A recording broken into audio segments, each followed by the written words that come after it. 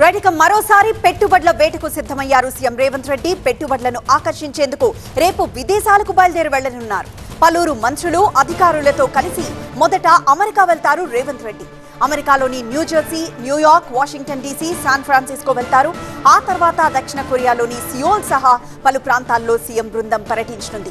మొత్తంగా 8 రోజుల పాటు అమెరికాలో, 2 రోజులు దక్షిణ కొరియాలో పర్యటిస్తారు. తిరిగి ఈ నెల 13న హైదరాబాద్ కి చేరుకోనుంది సీఎం అండ్ టీం.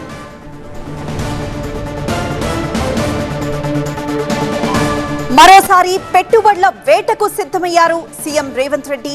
పెట్టుబడులను ఆకర్షించేందుకు రేపు విదేశాలకు బయలుదేరి వెళ్లనున్నారు. పలువురు మంత్రులు అధికారులతో కలిసి మొదట అమెరికా వెళ్తారు రేవంత్ రెడ్డి. అమెరికాలోని New Jersey, New York, Washington DC, San Francisco వెళ్తారు. ఆ తర్వాత దక్షిణ కొరియాలోని సియోల్ సహా పలు ప్రాంతాల్లో సీఎం బృందం పర్యటించనుంది. మొత్తంగా 8 రోజుల పాటు అమెరికాలో, 2 రోజుల పాటు దక్షిణ కొరియాలో పర్యటిస్తారు. తిరిగి ఈ నెల 13న హైదరాబాద్ కి చేరుకోనుంది సీఎం అండ్ టీం. మరింత సమాచారం మా ప్రతినిధి ప్రభాకర్ లైవ్ ద్వారా అందిస్తారు. ప్రభాకర్, ఏ విధంగా పెట్టుబడులని ఆకర్షించేందుకు ప్రణాళిక రచించారు?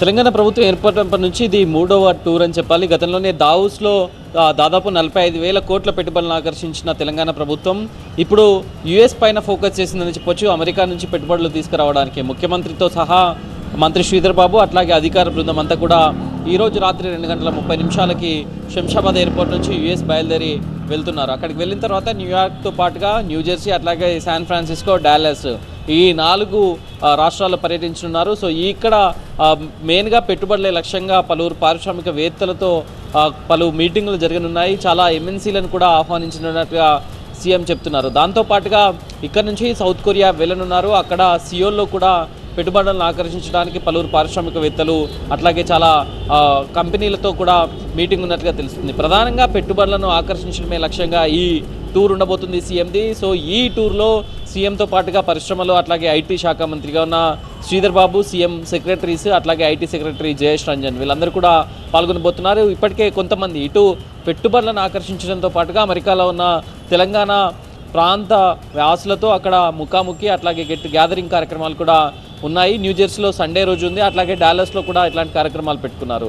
సో తెలంగాణకు ఈ సంవత్సరంలోగా 1,00,000 కోట్ల పెట్టుబడులు తీసుకురావాలనే లక్ష్యంగానే ఈ తెలంగాణ ప్రభుత్వం ముందుకు పోతుందని చెప్పొచ్చు. ఈ క్రమంలోనే ఈ అమెరికా పర్యటనను సద్వినియోగం చేసుకోవాలి. పెట్టుబడులే లక్ష్యంగా పెట్టుబడులను తీసుకురావాలి. అటు ఇప్పటికే ఫార్మా విలేజ్ను కూడా సీఎం అనౌన్స్ చేశారు. ఫార్మా సైడ్ కానీ, ఐటీ సైడ్ కానీ, ఇంకా ఇన్ఫ్రా సైడ్ కానీ చాలా అన్ని రకాలుగా కూడా హైదరాబాద్ సిటీ బ్రాండ్ ఇమేజ్ని పెంచడానికి పెట్టుబడులు లక్ష్యంగా పనిచేయాలనేది అయితే చెప్తున్నారు. దానికి తోడుగానే మెట్రో అలైన్మెంట్ కూడా చేయాలి.